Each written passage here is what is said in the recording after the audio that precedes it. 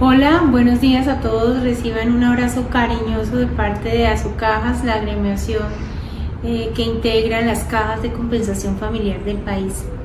En el día de hoy reiniciamos nuestros conversatorios denominados Caja de Resonancia, donde nos queremos acercar a todos ustedes para tratar todos esos temas de actualidad que son muy importantes y que son temas de discusión permanente hoy en día en el país. Nuestro conversatorio de hoy tiene que ver con vacunación y con reactivación. Y para eso tenemos invitados muy especiales y muy importantes. Nos acompaña el doctor Carlos Álvarez. Ustedes lo han visto ya muchas veces. Él es un epidemiólogo que ha estado al frente de todo el tema y del manejo oficial de la pandemia del COVID-19. Adicionalmente nos acompaña Ana María Vesga.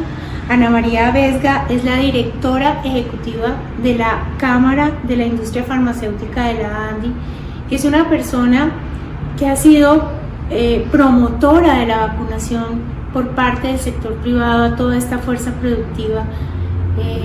A estas dos personas les agradecemos mucho que nos acompañen, y también se encuentra en representación de las cajas de compensación familiar el doctor Jacobo Tovar.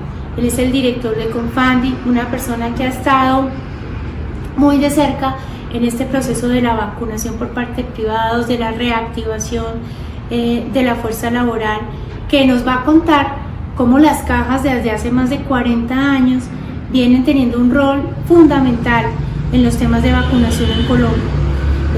Las cajas han estado presentes en todo lo que tiene que ver con el control y la erradicación y en la eliminación de enfermedades autoprevenibles. De manera que muchas gracias a nuestros invitados, y nos acompaña un moderador muy importante a quien saludo, Juan Fernández, periodista muy conocido por ustedes por unas cápsulas que hace con trabajos a empresarios a través de Caracol, a quien le agradezco que nos haya acompañado el día de hoy para la moderación de este conversatorio. Así que va a ser muy interesante, los invito a acompañarnos hasta el final. Muchas gracias.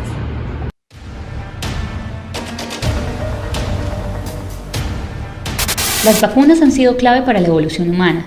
Hemos enfrentado enfermedades endémicas como la viruela o el polio, pasando de inyectar polvo de costras de los enfermos a inocular con vacunas sintéticas. Y sin embargo, todos los avances en esta área se enfrentan a otro desafío, el conocimiento colectivo. Hoy ha mejorado la tecnología y también los procesos para garantizar seguridad y eficacia, pero aún así los mitos sobre efectos adversos, muertes, nuevos órdenes mundiales, enriquecimiento de farmacéuticas o mutaciones físicas siguen entorpeciendo la labor. Justamente atravesamos un momento retador generado por la aparición del COVID-19, el virus que modificó las rutinas y nos mantiene alertas. En el mundo se han aplicado más de 4.430 millones de vacunas contra el COVID-19 y en Colombia 30 millones de dosis ya han sido suministradas. En este frente, las cajas han apoyado el Plan Nacional de Vacunación y también hacen parte de la estrategia Empresarios por la Vacunación. ¿Cómo se ha logrado a pesar de los desafíos? ¿Cómo enfrentar un virus cuando afecta a la salud física y también la económica? ¿Se debe replantear las inversiones en la ciencia? ¿Por qué la vacunación es clave para la reactivación? Hoy conversaremos sobre los avances en esta materia, los esfuerzos técnicos, económicos, académicos y sociales para hacer frente a esta crisis, sus creencias y sus mitos. Vacunación, evolución y reactivación. Bienvenidos.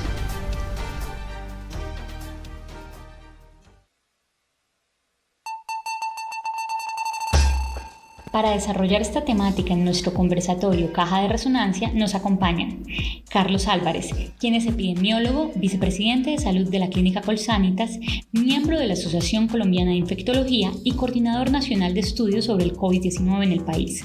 Asimismo, hace parte del equipo médico asesor de la presidencia en el manejo de la pandemia. Álvarez es investigador y docente, tiene un magíster en epidemiología clínica de la Pontificia Universidad Javeriana y cuenta con una especialización en medicina tropical de la Universidad de Alabama en Estados Unidos. Tiene un máster sobre VIH-Sida de la Universidad Rey Juan Carlos en España. Y contamos también con la presencia de Ana María Vesga, directora ejecutiva de la Cámara de la Industria Farmacéutica de la Asociación Nacional de Empresarios de Colombia, ANDI. Vesga es abogada de la Universidad de los Andes, donde también realizó estudios de alta dirección y liderazgo estratégico. Fue vicepresidenta ejecutiva y de desarrollo de negocios en Integral de Servicios Técnicos, compañía perteneciente al sector petrolero. También fue gerente general de Latco Drilling y abogada senior de Oil and Gas en la firma Cárdenas y Cárdenas. Por parte de las cajas de compensación nos acompaña el director de Confandi, Jacobo Tovar, quien estudió Economía y Ciencias Políticas en Emory University y es máster en Administración de Negocios de New York University. Desde 1997 ocupó diferentes cargos directivos en Colombina y en sus últimos 10 años en esta compañía se desempeñó como vicepresidente de la Unidad de Negocio Confitería. Ha sido miembro de juntas y consejos directivos de reconocidas empresas y gremios del país. Desde 2014 se vinculó a Confandi como miembro del consejo directivo y posteriormente, en 2016, asumió la dirección general. Y para esta temporada de nuestros conversatorios Caja de Resonancia tenemos un invitado muy especial, el periodista Juan Fernández, quien nos acompañará como conductor de las conversaciones.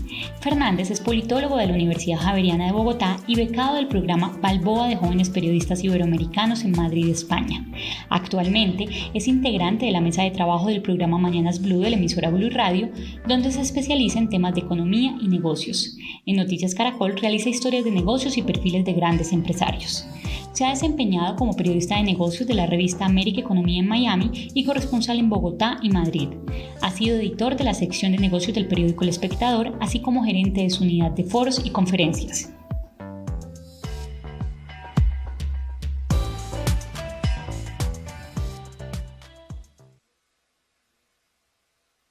Buenos días, saludo a quienes nos acompañan a través de esta plataforma y agradezco, por supuesto, de nuevo a nuestros invitados su presencia en este conversatorio sobre vacunación, evolución y reactivación. Los presento rápidamente para no olvidarnos con quienes contamos hoy. La doctora Ana María Vesga, directora de la Cámara de la Industria Farmacéutica de la ANDI. La saludo, doctora Vesga, buenos días. Buenos días, Juan, ¿cómo está? Saludos a todos. Gracias por acompañarnos. También saludo al doctor Carlos Álvarez, epidemiólogo, coordinador de estudios sobre COVID-19 en Colombia y muy conocido por todos. Buenos días, doctor Álvarez. Muy buenos días. Gracias por la invitación y es un placer estar aquí con este grupo de panelistas y sobre todo con las personas que nos están escuchando. Y finalmente, doctor Jacobo Tovar, director de Confandi, también los saludo y le doy los buenos días. Muchas gracias, Juan. Buenos días para todos, para los panelistas y sobre todo para los que nos escuchan y nos pueden ver y nos están siguiendo para este conversatorio. Perfecto, vamos a empezar, vamos a entrar en materia con este conversatorio y quería iniciar preguntándole a la doctora Vesga, directora de la Cámara de la Industria Farmacéutica de la ANDI, ¿de dónde surge, doctora Vesga, toda esta iniciativa de las empresas por participar en este proceso de vacunación? Bueno, Juan, decirle que cuando el gobierno inició la formulación del Plan Nacional de Vacunación a finales del año anterior, desde la ANDI conversamos con el Ministerio de Salud acerca de incluir la posibilidad cuando se hubieran terminado de vacunar a las poblaciones priorizadas o de mayor exposición, como el talento humano en salud y los mayores de edad particularmente, de permitir que el empresariado pudiera ayudar para acelerar la vacunación de sus empleados inicialmente y con esto pues aportar a la reactivación económica. Desde enero, cuando ya se expide el Plan Nacional de Vacunación, se deja contemplada la opción de que en algún momento los empresarios puedan unirse a este propósito y en el mes de mayo, después de estructurar todo lo que se requería desde el punto de vista legal, pues se expide la regulación que finalmente es el marco habilitante para la participación de los privados. Lo que hay detrás... Quisiera interrumpirla básicamente para que nos cuente también cómo va ese proceso en números, que seguramente usted los tiene bien frescos. Muy bien, llevamos 690,000 primeras dosis y cerca de 20,000 segundas dosis, es decir, estamos ya sobre las 710,000 dosis en 23 departamentos, 630 municipios a través de una red de 70 IPS donde las cajas de compensación han sido muy, muy importantes. Perfecto. Doctor Álvarez Vesga, doctor Álvarez, yo ahorita vuelvo con usted. Quería preguntarle al doctor Álvarez y decirle que básicamente, como sabemos todos, uno de los grandes logros para la ciencia, para la evolución del mundo, pues han sido las vacunas. Sin embargo, 225 años después de la administración de la primera vacuna, quizá en la historia son muchos los mitos que existen alrededor de estos temas y quizá su aporte será muy importante para ayudarnos a aclararnos. Pregunta, doctor Álvarez, ¿es necesario vacunarse si las enfermedades son poco comunes o no existen en nuestro entorno, por ejemplo, contra la fiebre amarilla, contra la varicela, la influenza, en fin?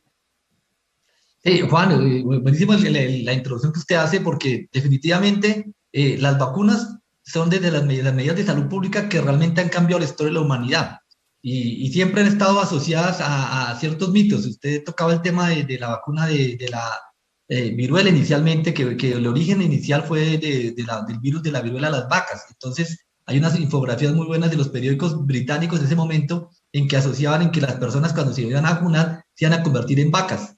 Y eso nos parecería hoy pues bastante chistoso, pues porque ya tenemos el conocimiento y cómo se transmiten los virus y otras cosas, pero siempre han tenido ese mito y esa duda de por qué son efectivas y realmente recordemos que la viruela se erradicó en la humanidad y no nos preocupamos por las cicatrices generadas por esta enfermedad, ni las secuelas, ni las muertes, gracias a la vacuna. También tenemos la experiencia del sarampión. Los que tienen más años de los que están escuchándonos se podrán acordar de cuántas personas se morían antes de los primeros 5 años de vida por sarampión.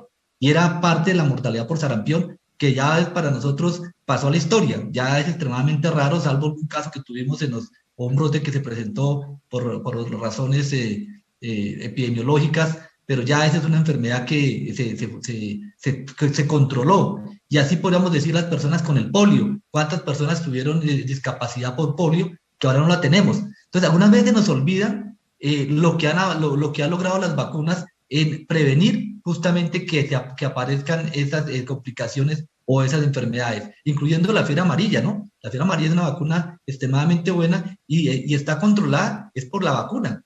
Fíjense que cuando se bajan los programas de vacunación, les pasó a Brasil, por ejemplo, le pasa a Venezuela, definitivamente pues el virus está ahí circulando y apenas se bajan los programas de vacunación, vuelven a presentarse brotes. Pero no me quiero extender más, Juan, para decir realmente las vacunas que se han venido aplicando en la historia de la humanidad definitivamente han cambiado la salud pública. Y también, doctor Álvarez, que es un mensaje importante decir quizás que las vacunas son seguras, ¿verdad? Sí, ese es un tema bien interesante porque normalmente los medicamentos se los aplicamos normalmente a personas enfermas. En cambio, las vacunas a personas sanas, que justamente lo que queremos es que no se enfermen. Y entonces siempre alguien que está sano dice, oiga, ¿será que me coloco algo que puede ponerme en riesgo y de pronto me va a complicar la vida? Pues definitivamente las vacunas tienen unos procesos en los cuales hay unos pasos supremamente importantes. Y aquí en la de COVID ha pasado algo que es paradójico. Realmente, incluso los optimistas entre los que me fui a pensar que tuviéramos 6 vacunas disponibles un año después del inicio de la pandemia, pues era bastante exótico. Y eso no fue casualidad. Quiero hacer énfasis en este punto porque el hecho que hayan salido rápido las vacunas no es porque se hayan saltado los procesos de investigación, sencillamente porque mostró cómo el mundo cuando es solidario, cuando trabaja la industria privada, los gobiernos, todos al unísono lograron en un tiempo récord poder tener los recursos, las investigaciones y poder hacer las diferentes fases de investigación, que en vacunas son 3, que cada una tiene una parte importante y en todas las 3 se prueba la seguridad y además después de que se aprueba una vacuna se sigue trabajando en la seguridad de las vacunas. En este caso concreto para la COVID-19 es evidente que las vacunas no solo son eficaces sino también son seguras.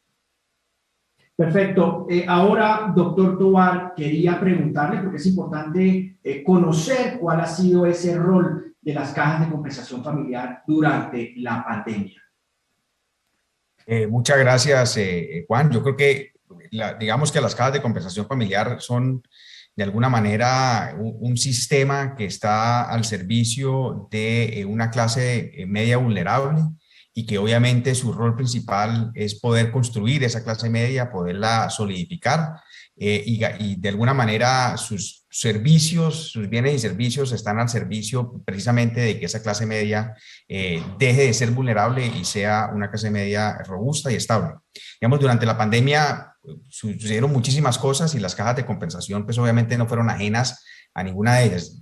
Quiero resaltar dos cosas que se hicieron desde las cajas de compensación durante la pandemia. La primera, pues obviamente las cajas de compensación son unos grandes actores en el mundo de la salud. Si uno suma digamos, la afiliación a través de EPS de cajas de compensación o afiliadas a cajas de compensación, pues estamos hablando casi de un 45%, casi 50% de la población colombiana que tiene de alguna manera como servicio asegurador una EPS que es de una caja de compensación, y adicionalmente a eso su presencia en la prestación de salud, que es muy importante también, donde hubo infinidad de inversiones al principio de la pandemia en ampliación de esa capacidad resolutiva, sobre todo para temas de cuidados intensivos, respiradores, etcétera. Aquí, por ejemplo, en Confandi nada más durante el mes de abril se invirtió cerca de 7.000 millones de pesos en ampliación de camas de UCI, en respiradores, para poder casi que duplicar la capacidad instalada que teníamos nosotros de cuidados intensivos.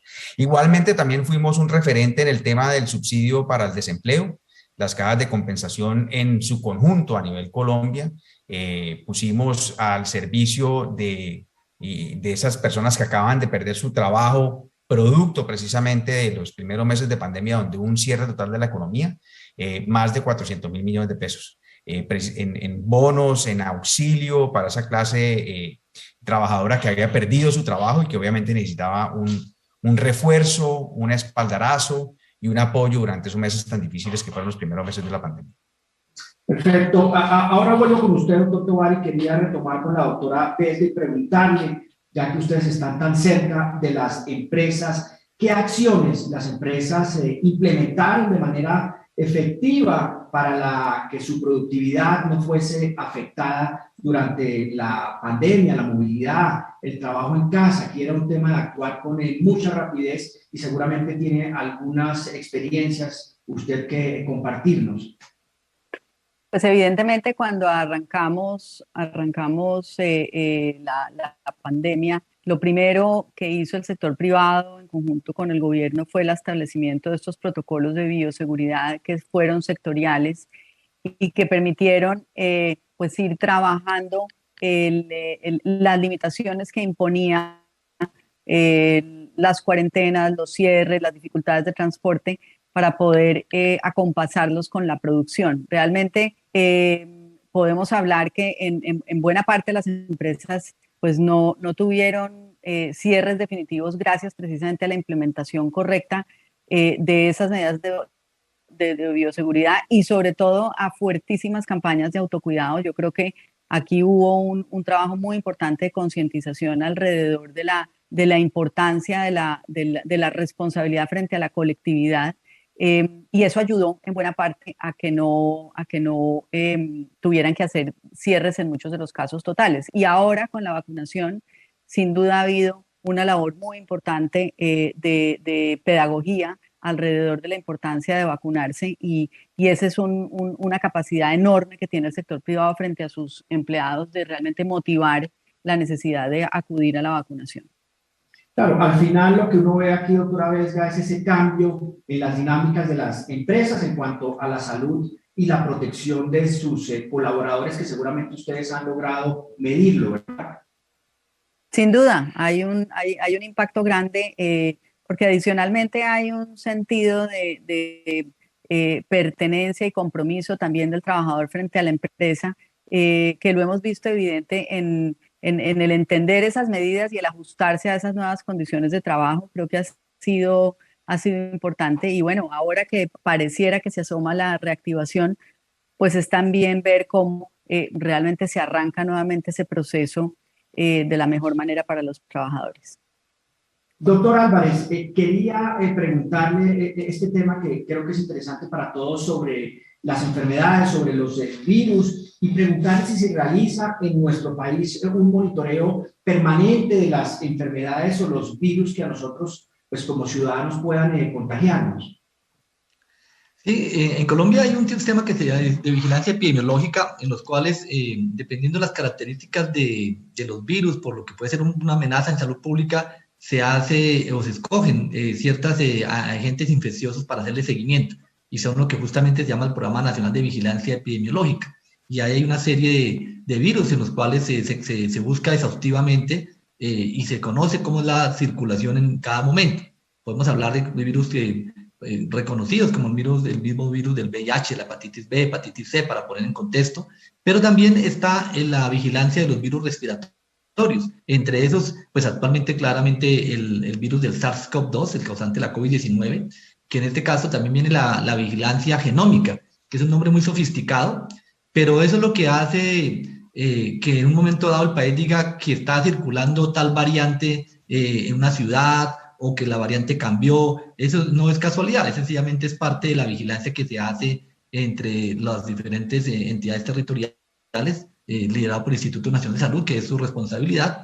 Y adicionalmente tenemos otros virus, como el virus de la influenza, por ejemplo, que también se están monitorizando para justamente saber en qué momento están entrando en una fase de crecimiento epidémico, como pueden al final verse en este tipo de curvas de la COVID-19, que refleja justamente esa vigilancia que se está haciendo. Es decir, en Colombia, definitivamente, Juan, sí hay una vigilancia para enfermedades infecciosas y otras cosas, pero aquí obviamente me centro en enfermedades infecciosas desde el punto de vista de virus, de bacterias, y en esto es lo que permite poder monitorizar la situación del país.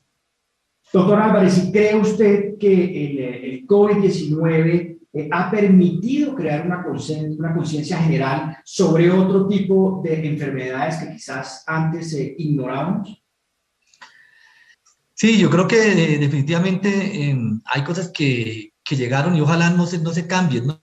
Creo que, por ejemplo, lo que estamos haciendo en medidas de autocuidado, la misma importancia del lavado de manos, esto ojalá se quedara, porque definitivamente esa estrategia no solamente es importante para este virus, sino para muchos virus y muchas bacterias. Realmente cambios de comportamiento podría uno generar que ojalá después de que pasemos de toda esta etapa de la COVID-19, cuando circulen otros virus respiratorios, también se quedara en que las personas que tengan síntomas no vayan a trabajar, se mantengan aisladas y además usen tapabocas de una forma responsable. Eso también son temas que pueden generar otra serie de prevención para otros virus que normalmente estamos como acostumbrados, ¿no? Es muy usual que en una oficina llegara alguien con gripa y saludaba a todo el mundo de beso, diciendo tengo gripa, y justamente pues para todos era normal, cuando efectivamente son puntos en los cuales se aumenta el contagio en una oficina, para poner en contexto. Yo sí creo que hay cosas que nos ha enseñado la COVID-19, también entender algo que es supremamente clave para la sociedad, y es cómo la solidaridad es lo que al final facilita las cosas. Yo les decía hace un momento que la solidaridad entre todos fue lo que permitió sacar vacunas más rápido, pero también la solidaridad en que yo utilice las normas de autocuidado, que tengan los protocolos de bioseguridad, que me vacune, también es lo que hago de forma solidaria, poder ayudar al control de una epidemia en un momento determinado. Sin duda no volveremos a ser los mismos, doctor Álvarez, y quería preguntarle, doctor Tovar, que nos cuente también cómo ha sido ese proceso de vacunación que apoyan hoy con éxito las campañas de compensación familiar. Muchas gracias, Juan. Yo diría que hay programas gigantescos en los que estamos trabajando nosotros. El primero es el Plan Nacional de Vacunación, donde pues obviamente venimos trabajando un grupo de cajas de compensación, todas las cajas de compensación, sobre todo las que tienen, digamos, IPS o puntos de vacunación. Las cajas de compensación como gremio, digamos, hemos puesto 125 puntos de vacunación a disposición del Plan Nacional de Vacunación. En el caso específico de Confandi, llegar casi a 200.000 vacunas puestas a través del Plan Nacional de Vacunación, en apoyo al Plan Nacional de Vacunación. Ya estamos aproximadamente llegando a niveles de 35% de ese plan de las 200.000. Ahí vamos en ese camino, poniendo primeras y segundas dosis. También venimos trabajando mancomunadamente con la ANDI y con empresarios en el tema de empresarios por la vacunación, donde pues obviamente Confandi ha sido también partícipe y un grupo muy importante de cajas de compensación. En este caso específicamente, pues estamos hablando de la población, digamos, trabajadores de las empresas afiliadas y las que compraron vacunas. Nosotros en este caso tenemos una meta inicial de llegar más o menos a unas 60.000 vacunas a través de las empresas afiliadas a Confandi. Vamos más o menos también en línea con el Plan Nacional de Vacunación, un poquitico por debajo, porque obviamente arrancamos más tarde, pero ya llevamos más o menos un 30-29% de ese plan de las 60.000. Vamos poniendo vacunas, hemos vacunado a nuestros propios empleados y además de eso, muy clara de que esto es el paso más importante, Juan, para la reactivación económica, para reabrir esa economía. Y no es un tema de reabrir la economía por reabrir la economía, porque no es un tema de empresas ni empresarios, es un tema de volver a cierta normalidad. Y yo quisiera más tarde hablar quizá del impacto que ha tenido el COVID, el cierre, sobre todo en el tema de educación. Nosotros somos una caja de compensación que tiene colegios propios, tenemos 10.500 estudiantes que han estado, digamos, estuvieron un año desde sus casas y la virtualidad, por más preparados que estemos, por más tecnología que exista, nunca sustituirá la presencialidad. Y quisiera que más adelante pudiéramos hablar un poquito de eso, porque por eso la importancia de la vacunación, por eso la importancia de poder volver a reactivarnos económica y socialmente, poder volver a los colegios. El impacto sobre la educación ha sido bastante importante. Claro que sí, ahora tocaremos ese tema con seguridad, pero quería preguntarle antes que quizás no ha habido en temas de vacunación, pues como la que hemos vivido. ¿Qué experiencia o aprendizaje le ha dejado todo este proceso a las cajas de compensación? Uno, pues nosotros venimos en un plan de vacunación o apoyando los planes de vacunación del gobierno desde hace más o menos unos 40 años, pero definitivamente en este caso específicamente yo creo que coincido con Carlos en el sentido y con Ana María, quizás aquí la unión hace la fuerza. Aquí realmente ante una situación de pandemia global, y pues obviamente no fuimos la excepción nosotros en Colombia, el poderse unir, estar articulados entre los privados, el gobierno, el Estado, los diferentes gremios, de que este tema es supremamente importante para la reactivación social y económica, pues nos pusimos todos, nos remangamos todas las mangas, cada uno hizo su pedazo del trabajo y eso es lo que estamos haciendo. Yo creo que la lección más importante de todas estas es el tema de solidaridad y unirse en un propósito para hacer las cosas bien, hacer las cosas de manera eficiente y obviamente de manera rápida. Doctora Vesga, hay un tema trascendental dentro de las empresas, dentro del mundo de los negocios, de que de alguna manera fluya esa economía y las empresas pues se sigan con sus niveles de productividad, y tiene que ver, y se lo pregunto, porque no sé si cree que en un futuro cercano las empresas deberían exigir a sus colaboradores un carnet de vacunación, no solamente contra el COVID-19, sino contra otras enfermedades, la fiebre amarilla, la varicela, en fin. ¿Usted ve cercano ese momento? Pues de hecho ya los planes de salud ocupacional de las empresas traen esas exigencias en lo que usted menciona, en la vacunación de la influenza, la fiebre amarilla, los tétanos. Seguramente sucederá lo mismo con el COVID y definitivamente sí, porque finalmente lo que estamos viendo con la evolución de este virus, y lo mencionábamos ahorita fuera de micrófonos, era, pues es que y mejor lo puede decir el doctor Álvarez, me estoy metiendo en su terreno, pues ya no estamos hablando de una inmunidad de rebaño del 70%, sino que esto va aumentando, tenemos el reto de todas estas mutaciones, variaciones, entonces definitivamente pues eso es parte también del compromiso de la colectividad, y debería en algún punto exigirse ese carnet de vacunación para poder hacer parte de un lugar de trabajo. Llegar seguramente a eso pues no será fácil, pero quizá el sistema de incentivos pudiese ayudar de alguna manera. ¿Está usted de acuerdo con eso?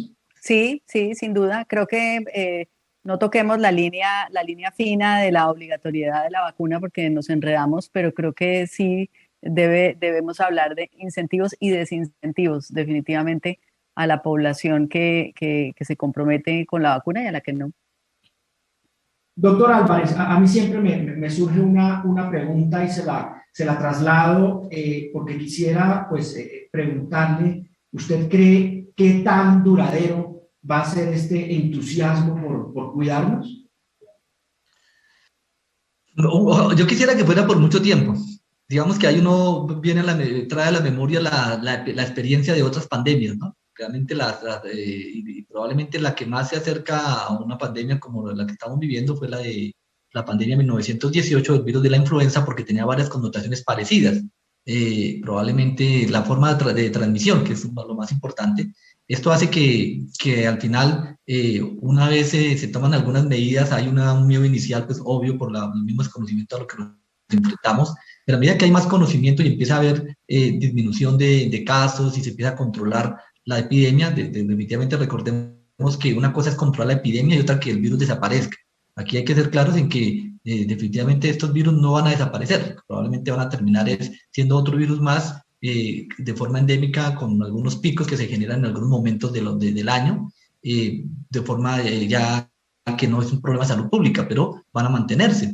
Y en este sentido, diríamos que a medida que pasa esa situación, pues empieza a verse un poco más de flexibilidad de cosas, y probablemente también las medidas se tienen que ir relajando, que es lo usual, y probablemente los primeros 2 años, luego va empezándose a perder esas medidas que lograron también contener otros virus, y ojalá que, como digo, se queden algunas cosas.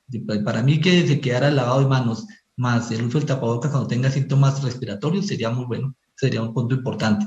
Creo que también la otra importancia es que ojalá la gente también sea consciente de lo que implicó la vacunación, es decir, que al final para esta misma enfermedad y para otras enfermedades también entendamos que la vacunación pues es una herramienta extremadamente útil de la sociedad, de la humanidad, para la contención de enfermedades infecciosas. Claro, y seguramente tendremos que olvidarnos, doctor Álvarez, de saludarnos de beso, ¿verdad?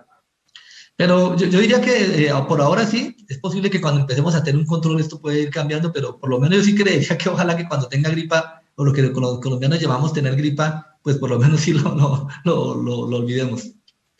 Bueno, doctor Tovar, así como decía en el programa, como usted lo ha pedido, pues compártanos esas inquietudes y esas alertas que usted comentaba hace un momento sobre todo el tema educativo y que ha tenido, por supuesto, que ha generado pues, este impacto del COVID-19. Gracias, Juan.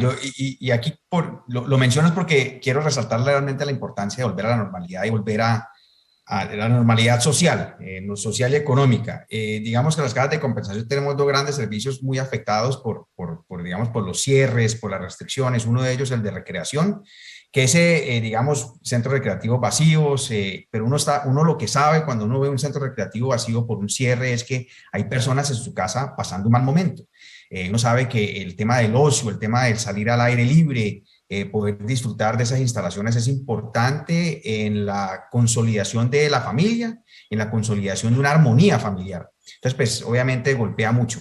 Pero cuando vamos al mundo de la educación, pues sí quiero hablar un poco más detenidamente por varias razones. Primero, desde las cajas de compensación de lo que somos, que digamos estamos en esa permanente lucha por el cierre de inequidades, y además de eso por cierre de brechas sociales. Realmente eso es lo que es una caja de compensación. Cuando uno hablaba de compensación, la palabra compensar quiere decir eso, es una compensación para cerrar las brechas, para cerrar las inequidades. Y pues obviamente cuando uno va al mundo de la educación, ve uno cómo la pandemia afectó inequitativamente, ese servicio se afectó inequitativamente entre estratos socioeconómicos y además de eso entre edades.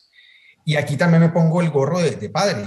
Yo soy papá de un niño de 8, de un niño de 6 y de una niña que debería haber arrancado preescolar y obviamente no arrancó. Está arrancando este año afortunadamente, pero pues no arrancó el año pasado cuando ha debido de arrancar. Entonces también me pongo el gorro de papá y les cuento lo que realmente ha pasado.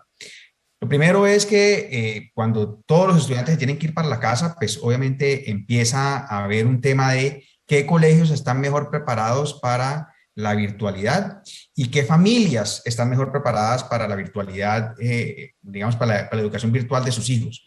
Entonces aquí se abre una brecha muy importante porque posiblemente en estratos socioeconómicos altos exista un dispositivo para conectarse a una clase por cada uno de los miembros de la familia. No, no necesariamente, pero es más probable que exista y es muy probable que el pensum académico de ese colegio, que suele ser privado, esté mejor preparado también para hacerse en la virtualidad.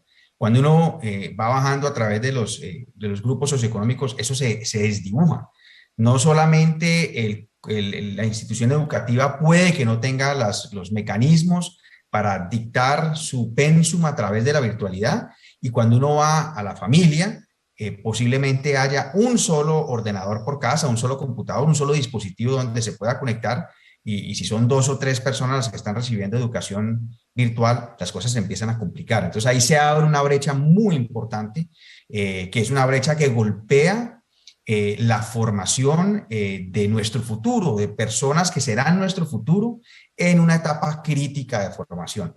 Y también golpea por rango de edades. Lo viví yo en mi casa, en mi hogar. Mi hijo mayor obviamente aprendió a leer y escribir pre-pandemia y para él fue muy fácil, relativamente más fácil conectarse, digamos, al mundo virtual y tomar las clases virtuales.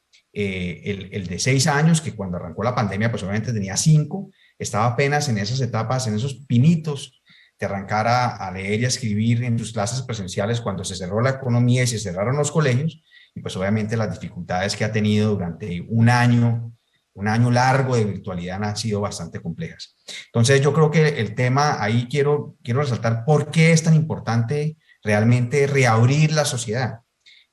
Porque muchas veces uno piensa simplemente en los temas económicos, que haya trabajo, que haya empleo, obviamente todo eso es vital, eso es importantísimo, pero esa pandemia golpeó significativamente los procesos educativos de, digamos, el activo más preciado que tiene la humanidad, que son sus jóvenes, sus niños, y que son su futuro. Entonces, por eso debemos ser, digamos, exquisitos, debemos ser insistentes en que el plan de vacunación obviamente debe continuar. La vacunación por privados es importantísimo, es un apoyo muy importante al Plan Nacional de Vacunación, debe continuar, y también las personas deben tomar conciencia y vacunarse para que haya una pronta apertura económica, por supuesto, pero muy importante, social y académica.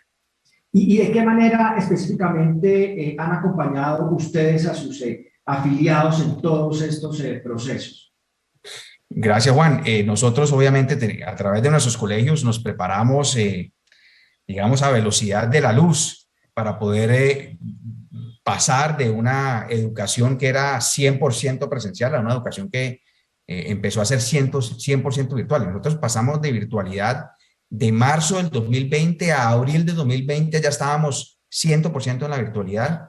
Hicimos contactos con los proveedores de Internet, por ejemplo, nos ayudaron muchísimo tanto Claro como Movistar para llevar planes muy económicos y de vez en cuando subsidiados para que las familias de nuestros estudiantes pudieran tener acceso a Internet, porque obviamente arranca la pandemia y muchas veces la familia no tiene acceso a Internet en su casa, que es un factor de no poder arrancar, de perderse una semana.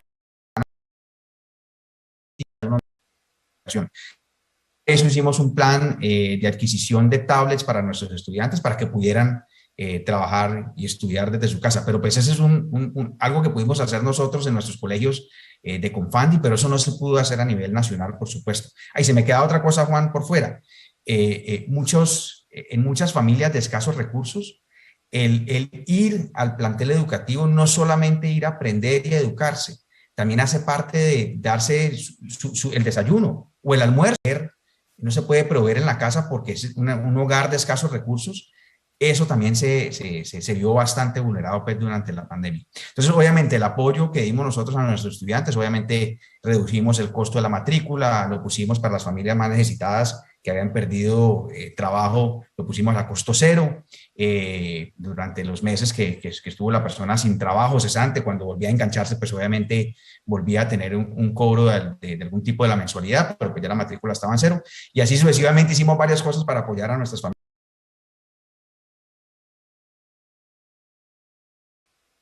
montamos una plataforma que se llama Confandion, donde estuvimos dando cursos de cocina virtual, ejercicios en casa virtuales con entrenadores, de todo, porque sabíamos que la gente en la casa estaba viviendo, en sus hogares estaban viviendo unos momentos de ansiedad y necesitan ese ocio. El ocio es vital, es parte fundamental de la vida y de la armonía de una persona. Entonces estuvimos a través de los canales virtuales el acompañamiento de nuestros afiliados. Perfecto. Doctora Bella, quería preguntarle sobre ese paso siguiente de las empresas en este plan de vacunación.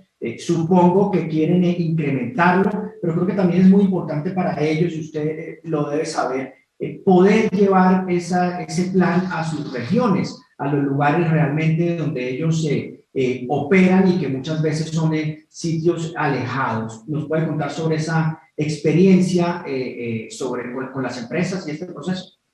Sí, Juan, muy importante y pertinente la pregunta, porque la resolución 840, que es el marco habilitante para este mecanismo, estableció que las empresas pueden vacunar a sus empleados, colaboradores y a las familias de ellos.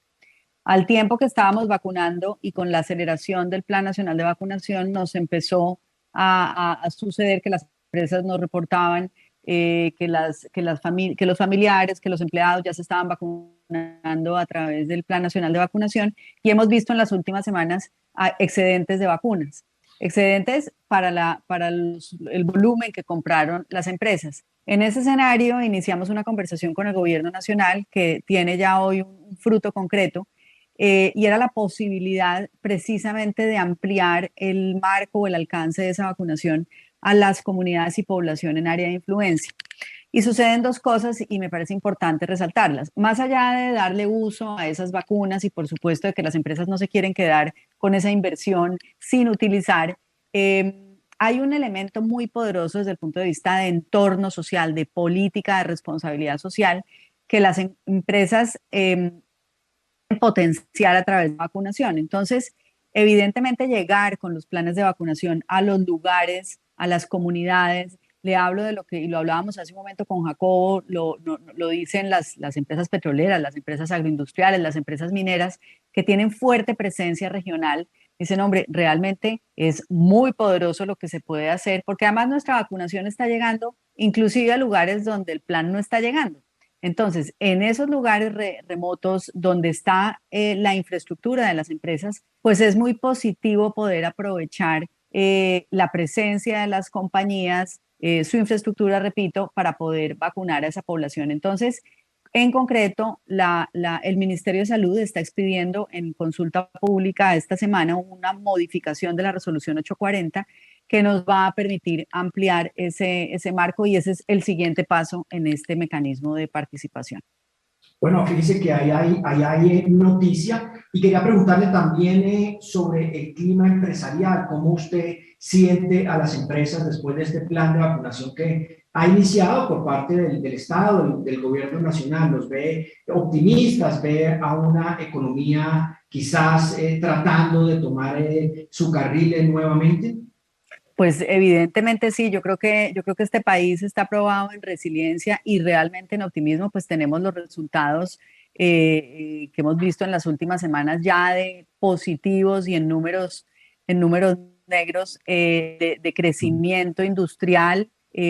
Las empresas se están recuperando, o sea, venimos no solamente del COVID, sino de esos 50 días de paro tan dramáticos, y lo cierto es que ya estamos observando pues un repunte, y tiene que ver definitivamente la recuperación de la confianza social que se genera en el acto de la vacunación misma, el hecho de que pues ya las empresas se están preparando para volver a esa nueva normalidad, como la han llamado, y que seguramente tomará también su tiempo. Pero sin duda hay un ambiente optimista, creo que hay un enorme compromiso. Yo creo que solo el hecho, para nosotros por lo menos, el termómetro, el indicador grande es cuando salimos con esta convocatoria, se unen cerca de 3.000 empresas, recogimos 285.000 millones de pesos, o sea, eso no tiene precedente en el esfuerzo público-privado alrededor de una iniciativa de este tamaño. Lo que hay es entusiasmo, lo que hay es resiliencia, y lo que hay es ganas de volver a levantar el vuelo, sin duda. Perfecto. Doctor Álvarez, aquí hay un tema paralelo a la vacunación, pero pues tiene que ver con la pandemia y ha hecho de alguna manera visible este asunto de la salud mental. Cómo cuidar y tratar enfermedades mentales en tiempos de incertidumbre como estos, porque de alguna manera afectan a la sociedad, a las familias, a las empresas, a todos.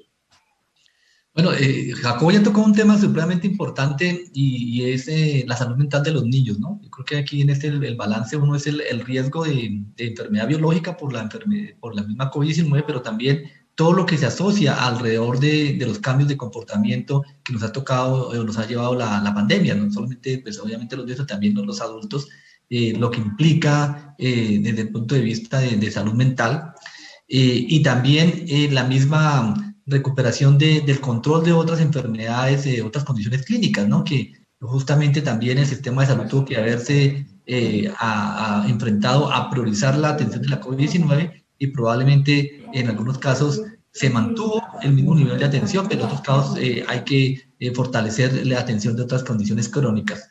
También hay que decir que hay un tema importante que también se viene y es las condiciones post-COVID, ¿no? Que es un tema en el cual pues, empezamos a hablar de las personas que han tenido unas secuelas dejadas por la COVID-19. Recordemos que la mayoría de las personas se recuperan, incluso algunas personas son asintomáticas con la enfermedad, pero sí hay un grupo de personas que pueden tener algunas condiciones crónicas, que es lo que técnicamente se habla como post-COVID o COVID prolongado, en el cual también tenemos que ir preparándonos en la atención de estas condiciones clínicas. No solamente la parte mental de lo que implicó, sino personas jóvenes de 30 a 40 años que hacen una secuela de tener un tromboembolismo pulmonar por la COVID-19 o incluso algo más sencillo como la pérdida del gusto, que puede ser que la mayoría de las personas lo recuperan a los 2 meses o 3 meses, pero obviamente hay personas que han pasado 6 meses y todavía no tienen el gusto o el olfato. Entonces digamos que hay condiciones en las cuales es un reto que se viene y es poner como nuevamente al nivel de atención todo lo que ya se venía haciendo en otras condiciones, en otras patologías, o la atención de ellas, y también lo que ha generado de secuelas la COVID-19. Creo también que un reto supremamente importante es lograr mantener lo que se ha hecho bien, y que la pandemia también, paradójicamente, sirvió para trampolín. Aquí yo quiero resaltar la labor de la telesalud. La normativa de telesalud había empezado antes de la COVID-19, pero estaba siendo muy tímida su implementación. Y definitivamente la COVID-19 o la atención de esta enfermedad logró potencializar este sistema de atención de telesalud, que con todas modalidades, teleorientación, telemedicina, telediagnóstico, teleUCI, que hace que algunas de ellas pues no deben desaparecer, sino deben mantenerse, porque finalmente esto también nos muestra que en algunas regiones del país justamente llevar a atenciones adecuadas de forma oportuna puede ser la manera como se está haciendo en COVID-19, pero que también se ha pasado a otras condiciones clínicas y hace que este tipo de estrategias que pudieron ser innovadoras por la COVID se queden en el tiempo, porque con seguridad va a facilitar la atención en todo el territorio nacional. Ya estamos entrando en esta recta final de este conversatorio, pero quería preguntarle antes, el doctor Tovar, aquí haciendo un resumen, vemos que también hay un tema muy importante y es el tema de la confianza, de que los ciudadanos se sientan también seguros de volver de alguna manera a una vida normal. ¿Cuál es el aporte, cuál es el papel que deben cumplir esas cajas de compensación en cuanto a la confianza y a la seguridad que deben transmitir a la sociedad en general? Gracias, Juan. Sí, efectivamente el tema de confianza pues es vital para la reapertura, digamos, económica y social que tanto queremos y que tanto estaba hablando precisamente. Yo creo que, digamos que más allá de la vacunación, que es, digamos, yo diría que es el factor más importante en volver la confianza a uno cuando está debidamente inmunizado, tienen su carnet pues ya sus 2 vacunas, uno ya se siente un poco más seguro de salir a la calle, de interactuar, de volver a la normalidad. También definitivamente el mantener esos estrictos protocolos de bioseguridad en todas las instalaciones que tenemos nosotros como cajas de compensación, pues obviamente centros recreativos, los colegios, nuestras IPS, nuestros proyectos de vivienda, etcétera. Yo creo que todo ese tema de lo que hemos aprendido a través de esta pandemia en temas de bioseguridad son esenciales para que la confianza pues perdure. Y definitivamente esa institucionalidad que tienen las cajas de compensación, Juan, en estos momentos difíciles, donde estamos empezando y arrancando, digamos, reiniciando la interacción social, reiniciando la interacción económica, digamos, en la calle, donde debe suceder, afuera, donde debe estar. Pues obviamente esa institucionalidad de las cajas de compensación es un sello muy importante de transparencia y de confianza para que los afiliados se sientan a gusto, cómodos de interactuar en nuestras instalaciones. Bueno, el tiempo se terminó, pero quería agradecerle a nuestros invitados, al doctor Jacobo Tovar, director de Confandi, por supuesto a la doctora Ana María Vesga, directora de la Cámara de la Industria Farmacéutica de la ANDI, y también al doctor, por supuesto, Carlos Álvarez, epidemiólogo y coordinador de estudios sobre el COVID en Colombia. Así que me despido de ustedes, les agradezco nuevamente, pero antes invitar a todas estas personas también que se han conectado a través de esta plataforma a que nos sigan acompañando en otro capítulo,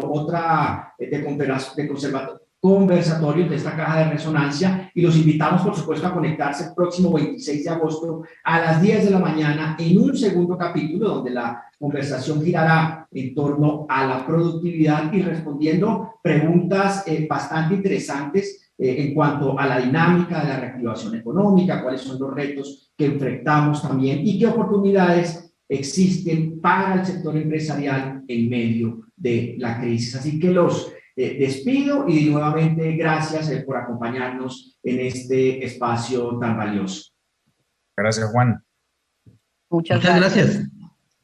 A ustedes y también a los otros asistentes. Hasta la próxima.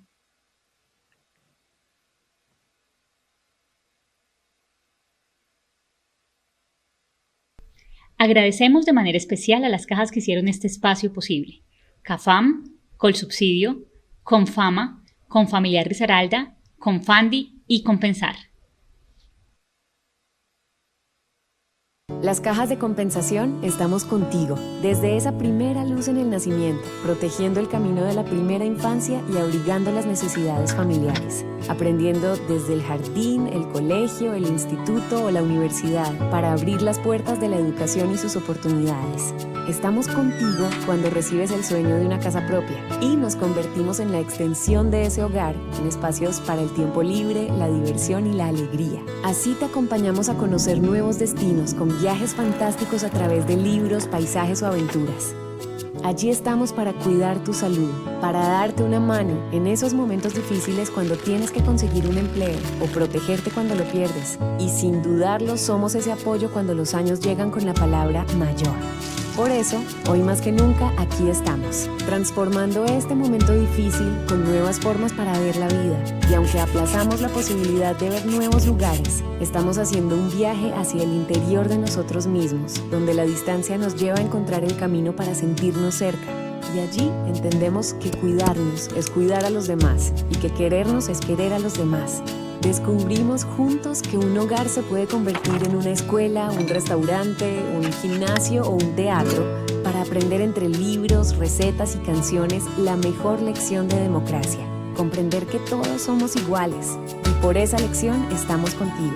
Imaginando ese nuevo mundo en el que todos estaremos contagiados, pero de solidaridad. Un mundo que no será igual. Imagina cómo, con una sonrisa, pintas de color y de alegría un corazón. Imagina, las cajas de compensación. Creemos en los sueños, creamos realidades.